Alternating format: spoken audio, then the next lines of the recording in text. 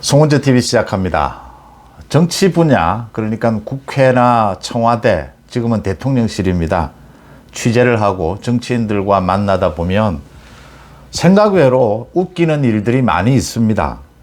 미소 짓게 되는 그 배경에 대해서 생각하면서 또 아니면 씁쓸한 미소를 짓게 되는 아주 불쾌해지는 그렇게 웃기는 경우도 많이 있습니다. 뭐 사람이 사는 공간이고 정치인들이 또 활동을 많이 하고 많은 사람들을 만나고 입담이 좋으니까 실수도 많이 하게 되고 뭐 이런 일들이 많습니다.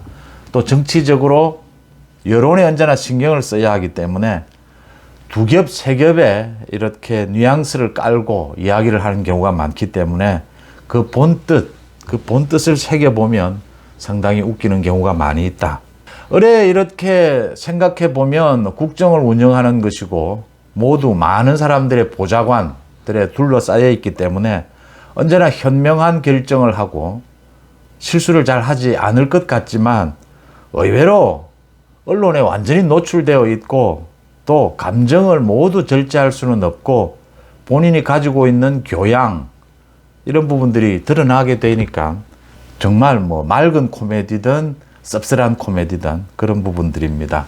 제가 이 송원재 TV를 좀 재밌게 해보려고 했는데 언제나 하다 보면 가십거리나 이런 부분을 다루기보다는 핵심적인 것만 다뤄도 그날 시사 다뤄야 할 것들이 많고 이래서 가십 부분을 잘 다룰 수가 없고 또 국정의 중요한 현안에 대해서 좀 우스개로 약간 가볍게 이야기를 하면 국정에 대해서 너무 좀 신중하지 못한 것이 아니냐라는 또 생각이 들 수도 있고 이래서 언제나 너무 진지해지는 그런 부분이 있어서 오늘 일어났던 일들을 중심으로 좀 가볍게 여러분들과 한번 대화를 나눠보고 싶어서 제가 이 현안들이 중요한 것들입니다. 그런데 좀 가벼운 시각으로 이런 생각으로 말씀을 드리는 겁니다. 고민정의가 어제 한동훈 장관에 대해서 대법원 판결이 중요하냐라고 물어서 한동훈 장관이 소위 멍해졌죠. 무슨 질문이냐, 무슨 말씀이냐. 고민정의 정말 어처구니 없는 질문을 또 했느냐. 고민정의 하도 경우에 맞지 않는 이야기들을 많이 하기 때문에 제가 어제 고민정의 아닌 정청래가 한동훈 장관에 대해서 아주까리 기름을 먹었느냐 이런 그것도 코미디인데 그건 씁쓸한 코미디입니다. 고민정의 또 이런 말을 해서 제가 좀 들여다봤습니다. 느닷없이 한동훈 장관에게 설마 그렇게 물었겠느냐라고 했는데 고민정은 뭐 자기 계산이 있었어요. 그래서 제가 그걸 다루지는 않았습니다. 그러니까 한동훈 장관에게 대법원 판결은 중요하다라는 답변을 얻고 난 다음에 외무부 장관 박진을 대상으로 해서 강제징용에 대한 대법원 판결 그것과 다르게 지금 윤석열 정부가 일본과 합의를 하려고 하는 것 아니냐 그 부분을 지적하는 것이었다. 그래서 고민정이 이렇게 대법원 판결이 중요한가 물은 이 부분만 떼가지고 고민정이 굉장히 어처구니 없는 질문을 했다. 이게 지금 인터넷상에 떠돌고 있는데 그래서 뭐 많은 사람들이 혀도 차고 참 씁쓸한 웃음을 지을 수밖에 없는 이런 상황이었는데 알고 보니까 그건 아니었다. 그런데 사실은 고민정이 또 대법원 판결을 자기가 스스로 무시한 것들이 너무 많았다. 정경심이나 김경수 대법원 판결에 대해서도 자기가 굉장히 뭐 무시하는 그런 멘트를 많이 날렸죠. 억울하다 이런 식의. 어제 국회에서는 그런 뜻으로 질문하지는 않았지만 실제 대법원 판결을 우습게 알고 있다. 고민정뿐만이 아니라 민주당도 그렇게 알고 있다. 이제 이런 사실들이 모두 드러나서 참 씁쓸하기도 하고 고민정 이야기를 하다 보니까 좀 가볍게 한다는 게 또 자꾸 무거워져 가고 있습니다. 오늘 나경원과 김기현이 점심을 먹고 난 다음에 소위 연대를 하죠. 나경원이 지지하겠다라고 흔쾌히 결정을 한 겁니다. 그 기자의 질문에 이제 많은 것을 공유하고 있다라고 했으니까 흔쾌히 한 것인데 두 사람의 표정은 굳어 있었습니다. 그래서 제 송원재 TV 댓글에서도 많은 분이 뭐 합의를 했으면 지원하기로 했으면 지지하기로 했으면 화끈하게 해주지 뭘 저렇게 표정도 안 좋고 뭐 감정이 아직 남아있는 것처럼 저러느냐. 그 두 사람의 심리 상태 저는 그걸 완전히 연대한 것이고 공식적으로 지지를 발표한 것이고 선언한 것이다 라고 제가 말씀을 드렸습니다. 그렇게 말씀을 드릴 수 있는 이유는 그 두 사람의 표정, 민망해서 그렇습니다. 나경원은 민망해서 그렇고 저는 그렇게 읽습니다. 김기현은 나경원이 민망해서 표정이 굳어 있는데 김기현이 뭐 웃을 수는 없지 않습니까? 그럼 나경원이 기분 나빠지지 않습니까? 이게 왜 민망하냐 하면 이 정책적인 사안 또는 뭐 비전을 놓고 자신의 정치적인 소신 이것과 달라서 갈등을 빚다가 이제 연대를 한다. 힘을 합친다. 뭐 이런 거면 흔쾌하게 이런 부분에 대해서는 뭐 어떻게 정리를 하고 뭐 이렇게 하는 건데 이게 지금 나경원 문제는 이렇게 생긴 게 아니고 나경원이 몇 가지 정책적 결정에 실수를 하고 거기에 감정적으로 공격이 오고 가고 이러는 상황에서 나경원이 코너에 몰린 겁니다. 지금 갈 데가 없어진 겁니다. 나경원과 안철수의 차이가 지금 그겁니다. 나경원은 갈 데가 없어지니까 소위 항복을 한 거죠. 내가 친윤을 떠나서 윤석열 정부를 떠나서 내 정치적 입지를 세울 수는 없는 것 아니냐. 항복을 한 겁니다. 근데 지금 안철수는 이제 아직도 버티고 있습니다. 그러니까 제가 지금 출마 여부를 이야기하는 것이 아닙니다. 나경원이 갈 데가 없어진 상황입니다. 서지도 앉지도 못하는 이런 상황에서 이 사실 도와줘야 되죠. 이럴 때는 뭐 싸울 땐 싸우더라도 나경원이 한 실수나 이런 걸 보면 참 왜 저렇게밖에 못할까 좀 굉장히 실망스러운 부분이 있지만 항복 선언을 한 것이고 사과도 한 만큼 손은 잡아야 한다. 그럴 때 김기현이 어떻게 해야 되느냐. 나경원이 뭐 지금 바로 웃을 수는 없지 않습니까? 그러니까 김기현도 웃지를 못하는데 두 사람은 제가 그 표정을 보고 느낀 건 두 사람은 사실 속으로 웃음이 좀 터져 나왔을 것이다 이렇게 생각을 합니다. 틀 것 다 틀었고 엄연히 갈 길은 정해져 있었던 겁니다. 이미 상당히 며칠 전부터. 그런데 이제 뭐 바로 흔쾌히 웃으면서 손을 잡고 지금 그럴 장면이 아니지 않습니까? 이번 이 갈등 부분은. 그래서 그렇게 굳은 표정을 지었는데 지금 뭐 웃기도 그렇고 꼭 같습니다. 뭐 서지도 앉지도 못하는 이런 상황. 웃을 수도 없고 뭐 울 수도 없고 그렇다고 그런 상황이었다. 저는 그렇게 읽습니다. 말이 나온 김에 안철수 후보 오늘 멋진 말을 했습니다. 중도 사퇴해야 하지 않느냐라고 하니까 안철수가 제가 그동안 안철수를 10년 넘게 취재를 하면서 본 중에 가장 괜찮은 멘트였습니다. 1위 후보가 사퇴하는 것 봤나? 나경원도 1위였습니다. 안철수 뭐 2배, 3배 되는 1위였습니다. 그렇게 이야기하면서 절대로 김기현 대표님은 사퇴하면 안 된다. 끝까지 함께 대결했으면 한다. 다 이렇게 했습니다. 재치있지 않습니까? 어쨌든 준비를 했던 뭐 어쨌든 안철수의 멘트로서 아주 괜찮은 멘트였다라고 보입니다. 자신에 대해서 사퇴 질문, 뭐 기자들이 계속 질문하거든요. 계속 또 답변을 해야 합니다. 김기현 대표님은 절대 사퇴하지 않았으면 좋겠다. 끝까지 함께 대결했으면 한다. 안철수 의원은 사퇴할 필요 없고 자신의 길을 가야 합니다. 그런데 제가 아쉽게 몇 번 비판을 한 것은 초반에 대통령실에서 계속 시그널이 나왔습니다. 안철수에 대해서 그렇게 하면 안 된다. 정치적 입지를 그렇게 세우면 안 된다라고 시그널이 나왔는데 안철수가 그걸 무시를 했어요. 자기식으로 판단을 한 겁니다. 자기 기준으로 판단을 한 겁니다. 대통령실을. 윤석열 대통령은 그런 스타일이 아니고 또 대통령실의 시그널은 상당히 심각한 것이었는데 안철수 의원이 그 부분을 무시하다가 사실은 된통당한 겁니다.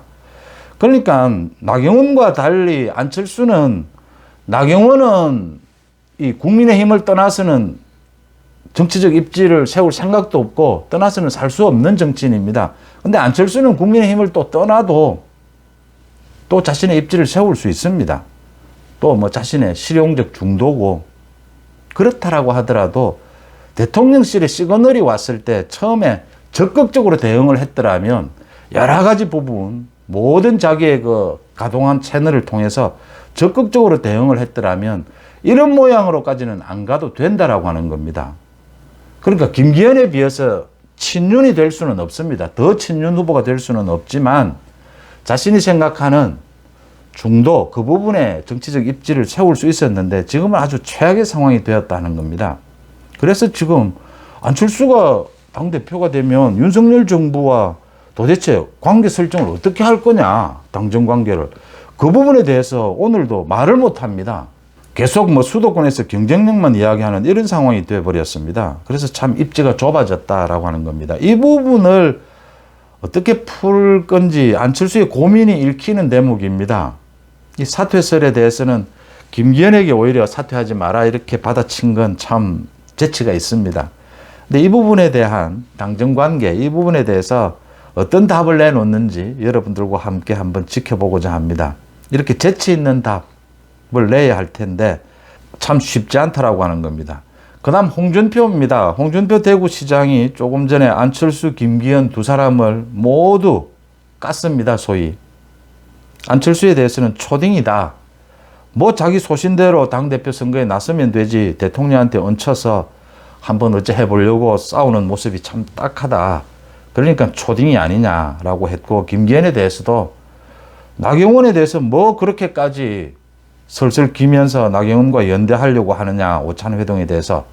골로 갈 때 가더라도 자기 소신이 분명해야 된다. 이렇게 양쪽을 다 깠습니다. 홍준표는 우리 청년들, 요즘 청년들에게 인기가 많다라고 하는데 젊은 친구들이 하는 말로 소위 귀엽다 이런 말을 합니다. 홍준표는 참 이럴 때 귀엽습니다. 그러니까 홍준표는 사실은 뭐 정치인으로서도 성공한 정치인, 큰 정치인이죠.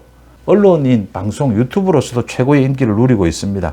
그만큼 재치도 있고 참 유머도 있고 좋은 점이 참 많습니다. 이 전체 상황 판단 능력은 뭐 타의 추종을 불허하죠.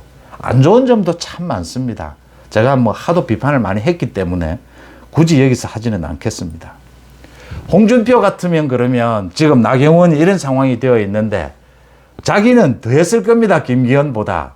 그래 놓고서는 지금 김기현 보고 점잖게 뭐 그런 식으로 말이야 뭐 골로 갈 때 가더라도 소신을 분명히 하지 나경원 쫓아다니고 그러느냐.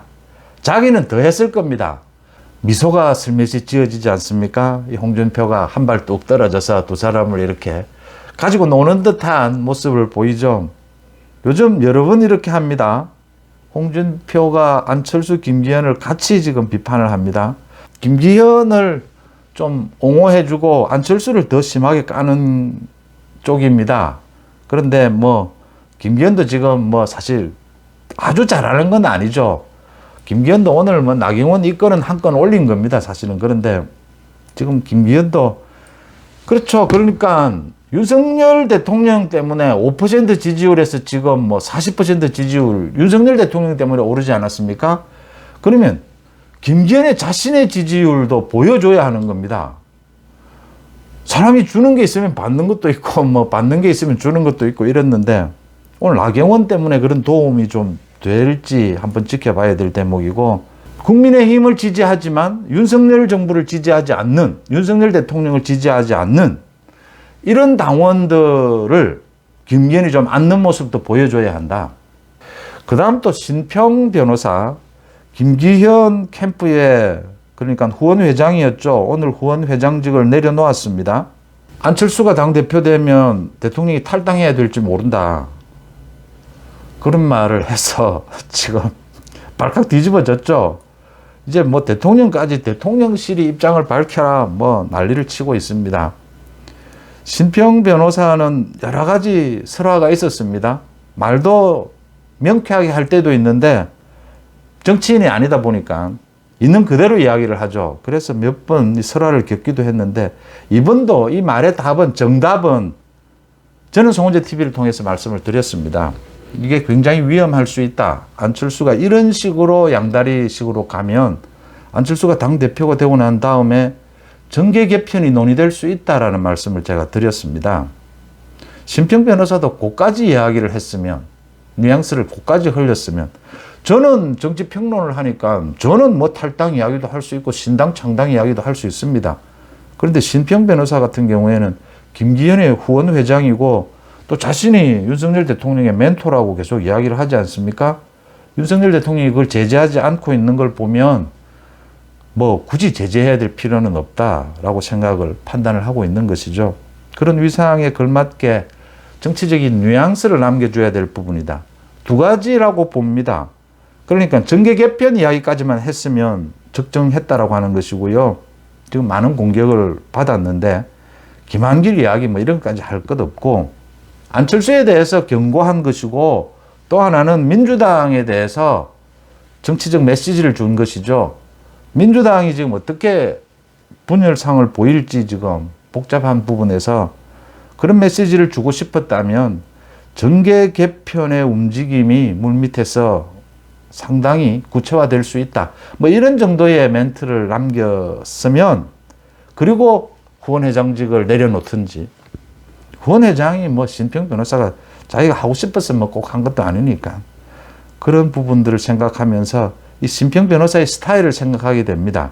애둘러 가고 정치에는 안 맞지 않죠. 이제 그런 표현의 스타일 차이에서 이런 소동이 일어났다라고 보입니다. 그 다음 또 한 가지 마지막으로 재밌는 것이 민주당이 내일 이상민 행안부 장관에 대해서 탄핵안을 표결을 합니다. 민주당에서 이탈표가 나올 가능성이 높습니다. 이건 법을 위반한 게 없습니다. 이상민 장관이 현재까지. 그런데 탄핵을 이야기한다라는 것은 이게 해임 건의안은 정치적으로 할 수 있습니다. 그런데 탄핵안은 법을 가지고 이제 재판을 벌여야 됩니다. 헌법재판소에서. 민주당에도 법조인들이 있습니다. 이 양심을 걸고 판단을 해야 될 부분입니다.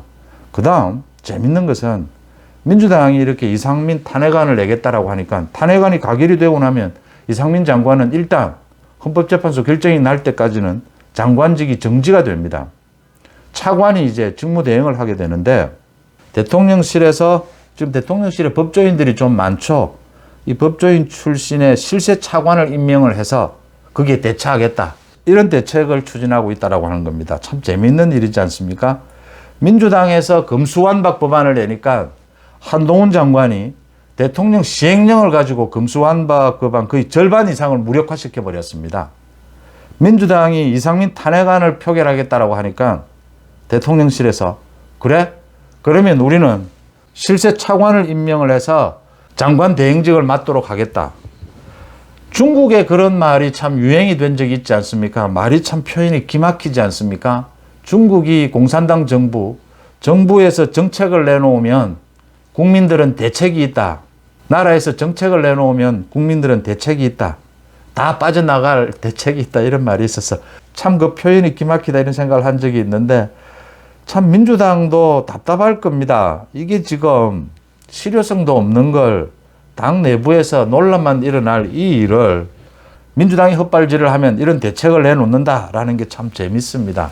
제가 좀 시사 문제를 재밌게 말씀드리려고 시작을 했는데 뭐 이야기를 하다 보니까 재미보다는 오히려 더 무거워진 것 같습니다. 어쨌든 밤 늦었습니다. 편안한 밤 되시길 바랍니다. 송은재TV 마치겠습니다. 고맙습니다.